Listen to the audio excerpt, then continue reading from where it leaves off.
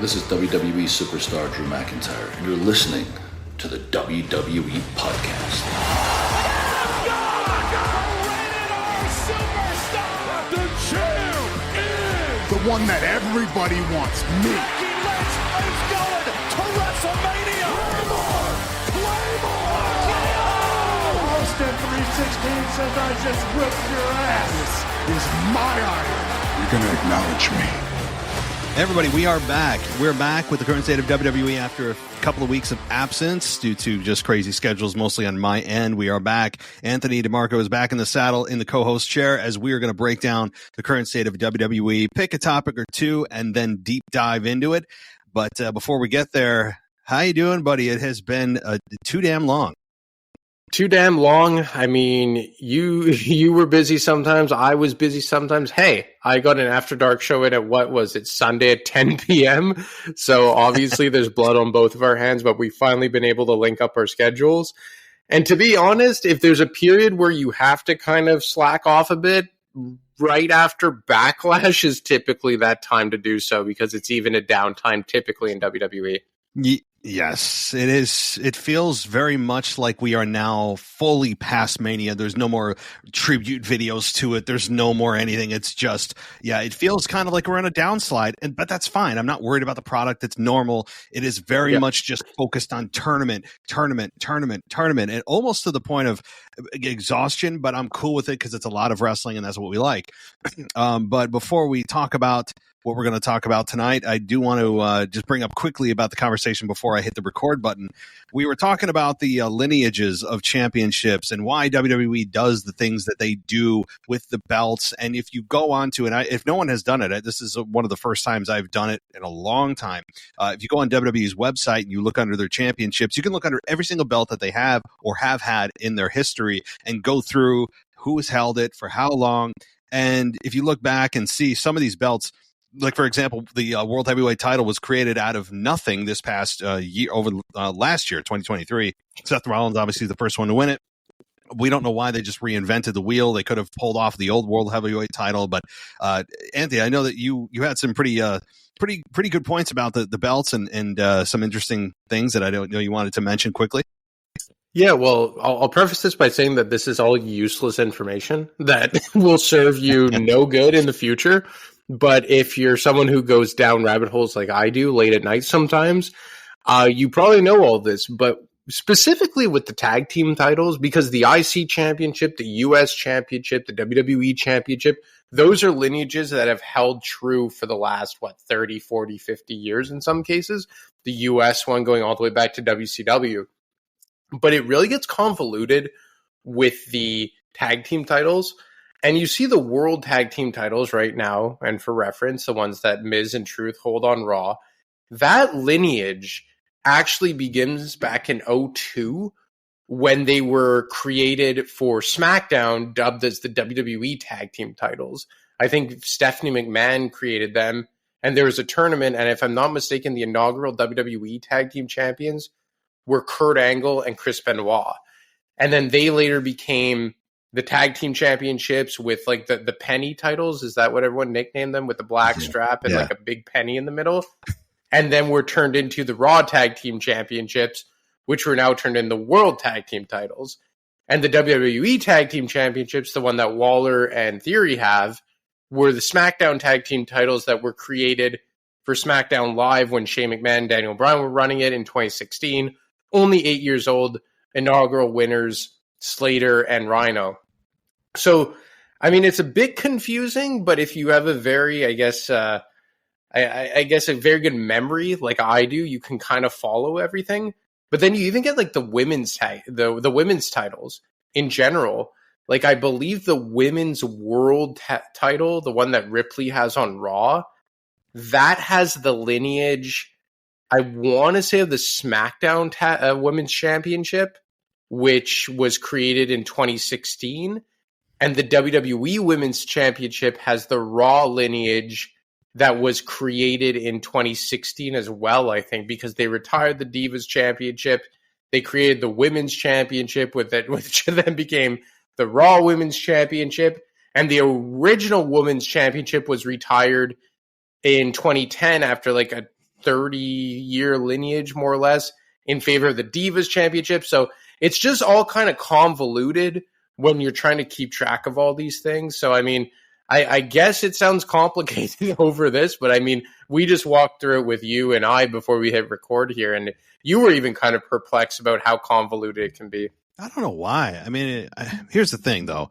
In the moment, whatever storyline that they're doing, whatever story they're trying to tell, they don't really care too much about, per se, the convolutedness, because they're not thinking about it on a macro level. They're thinking about it in the moment. What do we need to have happen, especially in the Vince McMahon era, I guess, whatever we want to dub the last 40 years prior to Triple H. I mean, there was a lot of hot shotting, a lot of smart booking, obviously very successful given where WWE is now and what it has become. But, there is and are a lot of titles that you look at and go, wait, this stopped here, became this, was absorbed into this, but then they got resplit. And like we were talking about earlier with the brand splits, those obviously rebrand a lot of championships, but then it carries the lineage of a championship that was named something else before. And it does get unnecessarily convoluted. But again, you have to remember, even though it is super convoluted, and ideally you would just have very straightforward lineages for IC, US, WWE, nothing else would have been changed or rebranded. It's not life. That's not WWE. That's not pro wrestling. So in the eyes of pro wrestling, that that's kind of the way that we're going to have to live, is through changes and combinations, and then resplitting again, and then rebranding again. I mean, whoever had to put that together on the website, I hope they were doing it as they were going along and not having to like dig up old footage and go, oh my God, wait, what happened here? I mean, imagine that being your project, to have to take all these championships from scratch and figure out the lineages of them from start to finish. It's got to be a complete logistic nightmare. And then you also get into what qualifies as a world title victory. Like John Cena, his 16 championship is between the WWE and the World Heavyweight Championship, the original World Heavyweight Championship. Yep. Ditto for Randy Orton. But for a guy like Ric Flair, I imagine they count the WWE title, the NWA Championship, and the the WCW World Championship. And was the WCW Championship the successor to the NWA? Like, are you a wrestling historian enough to know that? I have no idea. See, that sounds right, but boy, you're asking the wrong guy. See, again, if it's prior to 97, I didn't start watching. So, well, the only reason I thought about it was because I was listening to Chris Van Vliet's Insight podcast, and he was talking about like Matt Hardy never having been a world champion, even though Matt Hardy was ECW champion, but like the second ECW, and they don't count that as a world championship. But then like Big Show is the only man to hold the ECW, WWE, and WCW championship, so they try and prop it up as such. And then if John Cena is going to break Ric Flair's record, if he wins the new World Heavyweight Championship, does that count as a world title? And even Randy Orton's in that mix. So it's just very tough when you're counting different championships as the same. Like, I think even technically The Rock is a 10-time world champion, but it's because he won the WCW championship twice in WWF. So I don't know. It's very, I guess, pick and choosy, if you will, arbitrary at times. But as we discussed, I guess Triple H is trying to correct course after 15 years of Vince McMahon really not giving a damn about these types of things. And we'll see if Triple H over the coming years wants consistency. It does. If he falls into the same traps or pitfalls that Vince did of like, well, we kind of need this for the story. We'll worry about the lineage part later and just do what's good for the short term. And then long term, you're looking back going, man, that really screwed things up. And we'll see. I mean, it's a temptation that I understand is difficult, especially if you're like, oh, well, that'd be so cool if we could create this championship or morph it into this or merge and have a title unification match. Like, I understand the temptation. So we'll see how Triple H does. But as you were asking me about the NWA championship, I had to Google it. And I said, okay, where's the lineage of this go? And this is according to Wikipedia. So, hey, that is generally, I find that to be relatively accurate. But the last person to hold the NWA championship was EC3 on August 27th, 2023 at the NWA 75th anniversary show. So he was the 101st person to hold the championship. or at least the number of title changes with the NWA title. He's the 101st change. So EC3 in August of 2023 is apparently the final guy to hold it. So fun fact. Well, you know what? My brain has been twisted into a pretzel, so let's just move on to a regular topic for the night. Which, hey guys, I bet you have no clue what or who we're going to talk about. And it's been too long since we've discussed Mr. Rhodes. And, you know, it has been 43 days or so since he has been champion. And I have to say, so far, and I know that you and I are not a fan of him, so it's difficult to put that aside. But I'm bored, and I'm bored with him. And I don't know if that's because of the fact that it's post-Mania and that's just kind of the way things are, or if it would be different if it was someone else. I feel like for a month straight, he was coming out and just cutting promos and not working really seriously with anybody. They didn't seem to have any real opponents lined up that were of any threat. And now he's got Logan Paul, which we'll get to. And I just want your take, though, before we talk about Logan Paul, which I think is a game changer in a way. How are you feeling about his little over 40-day reign thus far? You know, I'll preface it by saying that I think a lot of it isn't Cody Rhodes' fault. You know, we discussed how it's almost normal for WWE to go into a bit of a lull post-Backlash until SummerSlam-ish season, just because the honeymoon phase of WrestleMania is over. And once you go by Backlash, like, you're really past it completely. So a lot of it isn't his fault, but I think what we've seen a bit with Cody is that his entire character and his entire, pun intended, story was built around finishing the story. And I even know some friends, like one or two, who were huge Cody Rhodes supporters. And we were chatting last week, and one of them was just like, you know, he won the belt. It was awesome. I loved it. And now I'm just like, well, like, I just don't care anymore. And that's what they said. And, you know, I had that fear. But I was also, like you said, and much like yourself, a Cody hater in a lot of ways, the antithesis of a Cody crybaby. But hearing it from Cody supporters, like avid Cody supporters, it was impactful. And it almost made me want to defend him. Maybe that's just a bit of the contrarian in me. But I was saying, like, well, this is what happens when creative shoves it down your throat so much that everything relating to this guy is that he's Dusty Rhodes' son. And I think it's only now against Logan Paul that isn't the main talking point. And I must say that Cody Rhodes' promo this past week, I really liked. I liked when he hit him with the line of, like, the honeymoon phase with you is over.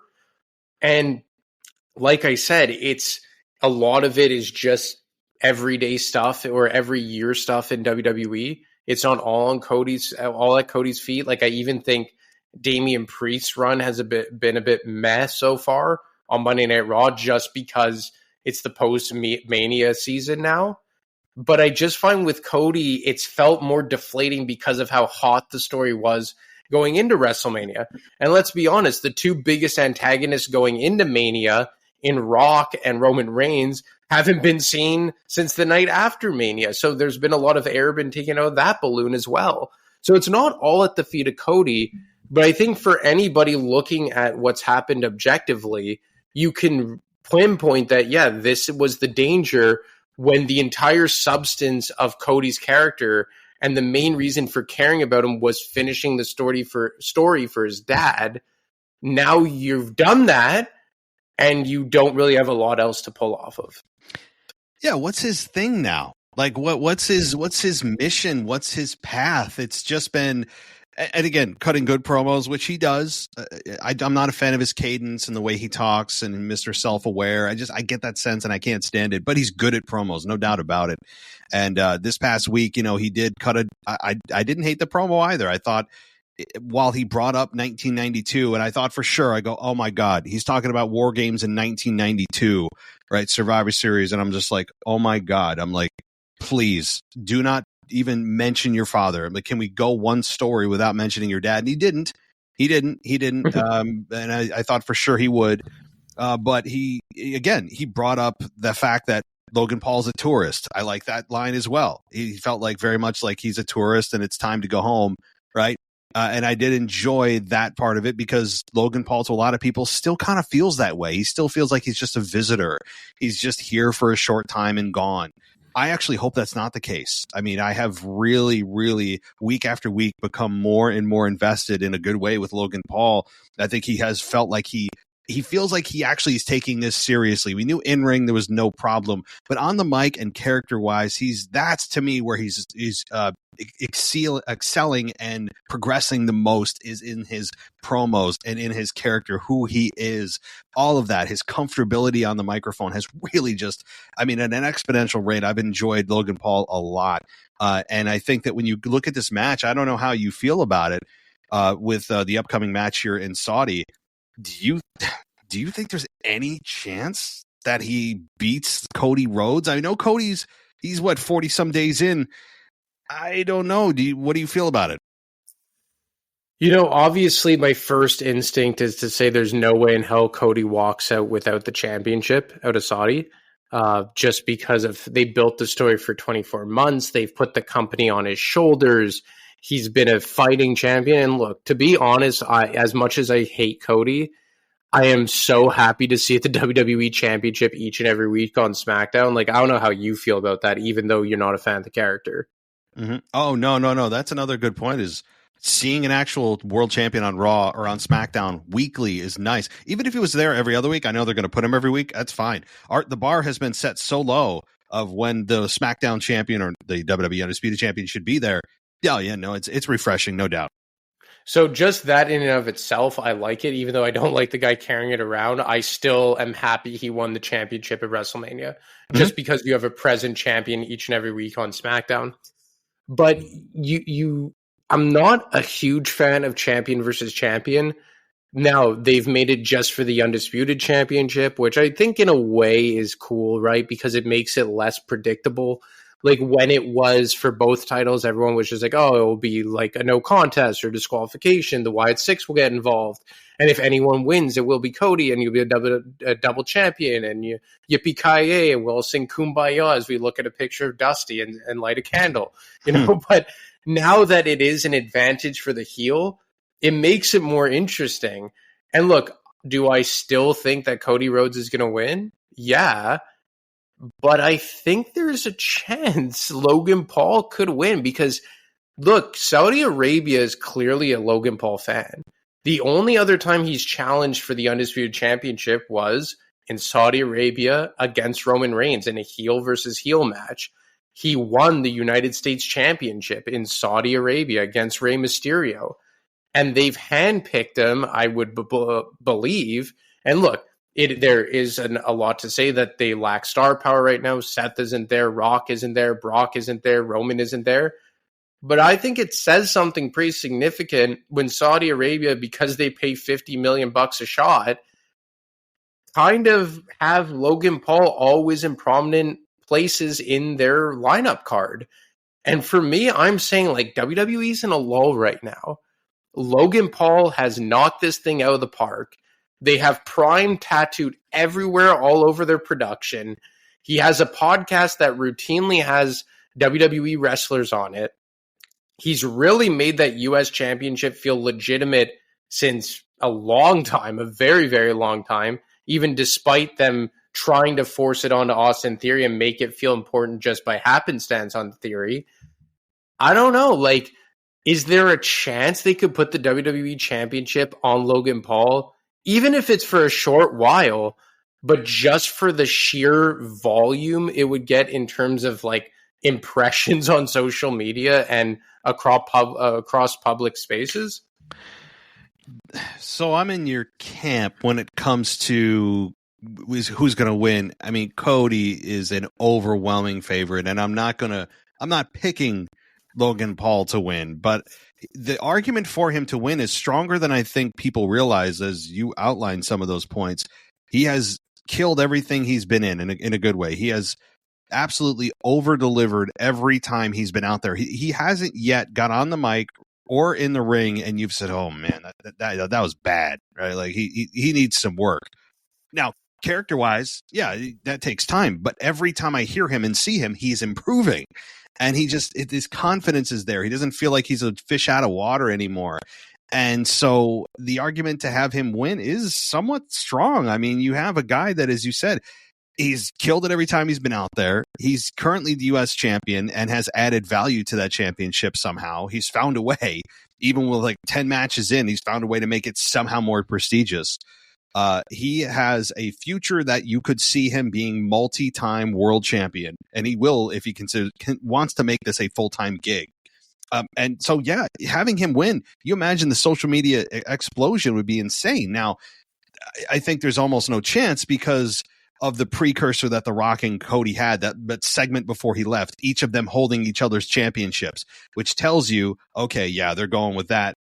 Whether it's Rock and Cody at SummerSlam or at WrestleMania for the Undisputed Championship. And, I don't know if Rock's putting his People's Championship on the line. I don't know about that. But, so to me, there's almost no chance of a title change. But there is a argument to at least be had, at least hear out at the production meetings of like, hey, guys, wait. Well, wait, let's think about this for a second. Just for a second. We have an opportunity here to just shock people into oblivion with a guy that actually could probably carry the company for a short time. Maybe Cody could win it back, but I don't know. I mean, how would you feel about that? I know given The Rock is coming back in probably a few months, and we'll see him around SummerSlam. Roman will see him around SummerSlam. All the big players are coming back in a few months, and there are matches to be had with Cody as champion. Would you even dare for just a month or two have a short run with the belt for Logan Paul? I don't see how it's a bad thing, honestly. And look at the upcoming pay-per-view, specifically the next two, because yes, Money in the Bank is technically international, but it's in Toronto, right? That it's still, when shows are in Canada, it still feels very like American-esque because it's in North America. But you have Saudi Arabia and Clash at the Castle, and it's been well documented that Clash at the Castle tickets have been just absolutely absurd in terms of pricing. They're gouging people over there. So I'm thinking, like, if they're going to have people pay up, which they will, we know people will pony up. There's even listeners to this show that I've heard write in on the mailbag and talk about how it was damn expensive, but they're paying the price. WWE is going to give them something to remember. And look, I think a lot of people are assuming that Drew McIntyre gets his moment in front of his home crowd and wins the World Heavyweight Championship. But could they go even bigger and have 2 world title changes? And I'm saying if you have Logan Paul shock the world, get so many more eyeballs back on the product at at King and Queen of the Ring, easy enough for me to say, and become a double champion. The first double champion, I believe, since Seth Rollins in 2015, when he defeated John Cena for the U.S. Championship. So 9 years later, holding the U.S. title and the WWE title, and he holds it for, I believe, less than a month. Isn't Clash of the Castle at June 15th, I believe? Yep. Then you could have Cody Rhodes win that title back. You make WWE get that bump in popularity, have all these eyeballs on it during a period that's a really big downtime usually.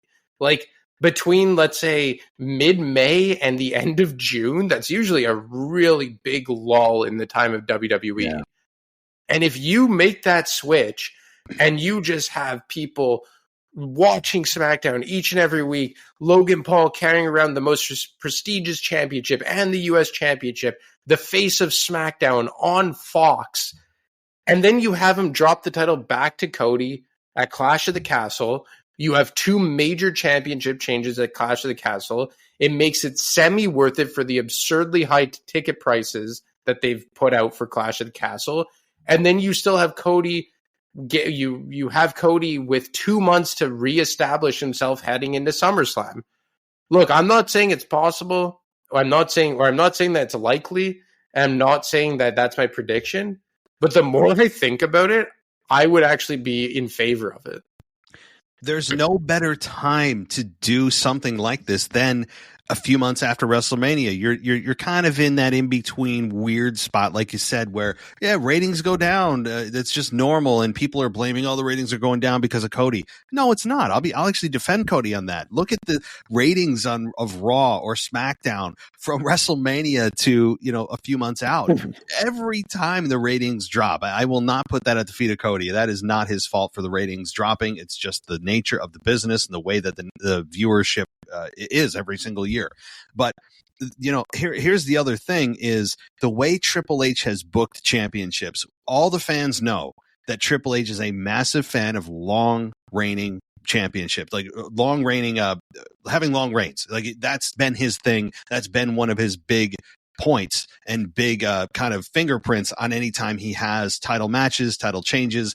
When there's one that's done, it's one that has meaning. It's not just to do it. However, in this case, I think it would shock fans even more because everyone going in goes, well, it's Cody's only had it for a month and a half. There's no way they're going to do it. On top of it, Triple H never seems to want to have short title reigns. He's much more of a strategic, long-term guy. And that, I think, would put that in the minds of fans even deeper, that there's no chance because of the way Triple H has booked, that if you do it, you're not doing it to do it. You're doing it for a couple of reasons. Number one, shock value, which there is something to be said for shock value if there's more to it than just that. And the deeper meaning is getting eyeballs on the product would be a big factor. How does Cody get it back? Oh my God, are you kidding me? He lost it. What the hell is going on? So all the people that may have tuned out after the WrestleMania and all the story being finished come back and go, what the hell? Wait a minute. Are you kidding me? He just dropped it? What? Like, you would have the interest come back, and then the fight for Cody to get it back, which would only take a month or two, and he gets it back in time for SummerSlam to defend it against The Rock or whoever. So there is a story to be told, or at least an argument to be made for it happening. There are big benefits, although, I mean, again, you and I think it's probably not going to happen. No, it's probably not going to happen, but I think that sometimes doing things for shock value, when it can be beneficial in terms of ratings, and let's be honest, wrestling's a business, and we've seen Prime and Impulsive tattooed everywhere over WWE since WrestleMania season. Think about how much popularity they would get for their SmackDown brand on Fox if they had Logan Paul as holding both the men's singles championships on SmackDown. It would be insane. It would be absolutely insane. And you have these two major changes go down at international pay-per-views. Saudi Arabia, where, like I said, historically, they really do like Logan Paul, and Clash of the Castle, where it's been in the news overseas, like I think on BNN and Bloomberg or whatever, about how absurd the prices are on these tickets. So you're going to want to send the crowd home happy a bit for having them to remortgage their houses. Obviously, I'm being hyperbolic a bit. But I'm saying, like, it's such a quick turnaround. Like, it's less than a month. It's, 3 SmackDowns between King and Queen of the Ring and Clash of the Castle? I really don't think it would hurt Cody. And then, you know what? The WWE loves to talk about how many times people are world champions or WWE champions. He would already be a 2-time WWE champion. And then he could regain the title at Clash of the Castle. And then if you want to have the rubber match at Money in the Bank in Toronto, you could have Cody win again. And then Cody has a legitimate feud coming off of a very big, I think, a lackluster one, not the match, but the feud itself with AJ Styles, and something he actually sunk his teeth into between WrestleMania season and SummerSlam, as opposed to just one off here, one off there, one off there. Like, I think it would do a lot for the product and do a lot for Cody. And for a guy like me and even yourself who aren't big Cody guys to begin with, I think having him face a bit of adversity here would do a lot for us to be interested in his character. And to be honest, the way I'm thinking about it, I would be really chomping at the bit to see Cody Rhodes trying to regain the title at Clash of the Castle that it took him 2 years to get and then less than 2 months to lose. I honestly think, you want to talk about story this, story that, I think that's a hell of a story and something to really spice up the product. The only thing I'm concerned about is if they do that, are we going to have Cody, sobbing on air that he lost the title? You know what I'm saying? Like, I lost the belt that it took me 2 years to get, and I got from my daddy. Like, I could see another sob story coming from that. But I mean, for real though, I think that there is something to be said for this because again, Logan Paul has shown that he can be champion, and he has elevated the U.S. title. He delivers every time he's in the ring. Logan Paul as WWE and undisputed WWE champion to me would be a lot of fun to watch because it's not going to be for long. He's a double champion now. He can do double duty if need be. But he and Cody, I think, are going to have awesome chemistry when it comes to their match in just a few days here in Saudi. The match quality is going to be very high value. It would be, again, that shock value of people going, wait, like the social media, Twitter, X would blow up and people would go, what is going on? But again, it would totally blow up the idea of what Triple H and how he books, how fans perceive that Triple H books. It would put a seed of doubt in their minds from here until forever that they are going, oh my God, wait a minute. So wait, Triple H can do this, because up until now, it's been very formulaic. There's been a few surprises, but nothing like this. So if he does this every once in a great while, it is forever going to be planted in the fans' minds of, oh, wait, this might happen. And I think that's important. Like, not every run has to be this super long title reign. And look, Logan Paul is the longest reigning champion right now. I think there's a good chance that Chad Gable wins the Intercontinental Championship at King and Queen of the Ring. But look, I think we're going to see Bayley have a long run. I think Becky Lynch may have a longish run until Rhea Ripley gets back, although I imagine Liv Morgan will win the title before then. I mean, for me, I think that just because of how the story's being told, again, no pun intended, with Cody Rhodes and Logan Paul, I think it would behoove Cody going into whatever big match at SummerSlam that is, whether that's against Rock or Roman or Triple Threat. I think it would have more steam behind him and more interest in him if he had faced adversity in between Mania and SummerSlam. Like, for me, the match was good, but did the AJ Styles program do anything for Cody Rhodes? No, I don't think it did a thing for him. I think it helped AJ get him back in the minds of fans of, oh my God, he can be a main eventer. He is as good as he still has ever been. But when it comes to Cody Rhodes, no, I don't think it really did anything for him other than just, he's damn good in the ring. He can put on great main events. And I don't think it did anything for him, but I don't think it also hurt him. I don't think it took away anything by any means either. I don't think so either. But I mean, if you just do a one-off against Logan Paul, then you go to Clash of the Castle, and just for argument's sake, he has he faces off against, Tama Tonga or whatever. And then you have a one-off at Money in the Bank. Like, I just think you need to give him a legitimate multi-match feud with someone over the course of 2 or 3 pay-per-views. And given the magnitude of the upcoming pay-per-views, with them being unconventional ones overseas, Money in the Bank in Toronto, like, I think it would be a stretch of a month and a half where you have a program with a title change, 2 title changes in this perfect world, and it's in a time that's typically a very boring-ish, or not boring, but just a downtime in the post-Mania hangover. So I don't know, and I actually think that this would help Cody Rhodes in a lot of ways for people who are starting to lose interest in him, because it would give him that mission statement. We've just spoken about it. What's his mission now? He finished the story for his daddy. Okay, great. He brought up his daddy again with AJ Styles. Okay, great. But now, if he won the title, or if he loses the title to Logan Paul, let's say he comes out on SmackDown and he says, you know what? I finished this story for my dad, and now I'm getting it back for me. Like, something like that. And then you could finally leave the Dusty Rhodes crap. I really took me everything not to swear there. But leave the Dusty Rhodes crap in the past, and now make it like that one was for him, but this time it's for me. Have him win the title at Clash of the Castle, and then you have a reinvigorated Cody Rhodes with a different dynamic to him. Yeah, I really like that where Cody makes, again, not stop talking about his dad. You and I have been very adamant about that, and I think there is a lot of value into that. But, with Cody, he's great, and most baby faces, like most of them, are great in chase mode. I mean, when they become champion, they get to the top of the mountain. It's a lot of fun, right? Usually they have some opponents and great matches that are intriguing, but really the money is in the chase for a baby face. And look what the chase got Cody in the last 2 years. I mean, the chase is always not always, a lot of times more fun than the actual destination, because you get there and then you're like, okay, now what? And now I feel like we're looking at Cody going, now what? Who are you? What's your mission now?